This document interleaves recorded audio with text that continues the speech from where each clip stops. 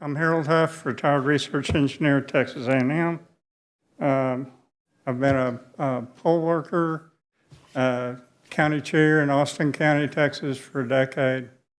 Now I'm out in West Texas. One thing my grandmother said many, many years ago is that our democracy in the state of Texas is defended by the blue-haired ladies at the polling place.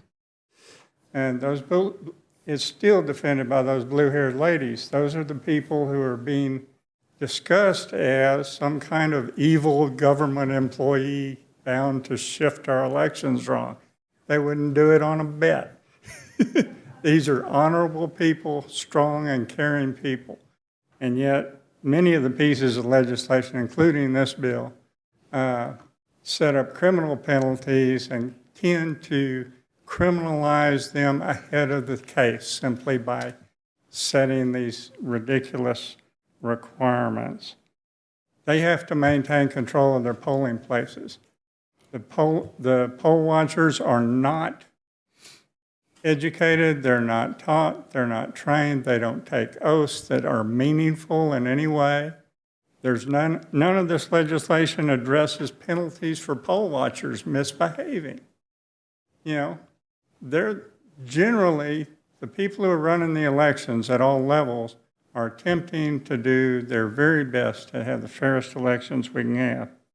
And the poll watchers are there for a fixed interest of one kind or another.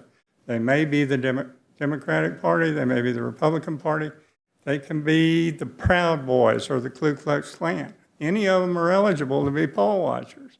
If they set up an organization and say, we want to be a poll watcher, they can be a poll watcher.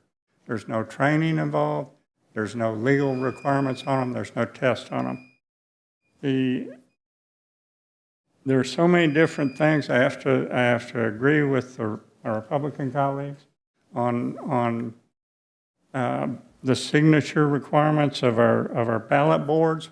The most dominant member of the ballot board is the rule on whether or not a ballot is accepted.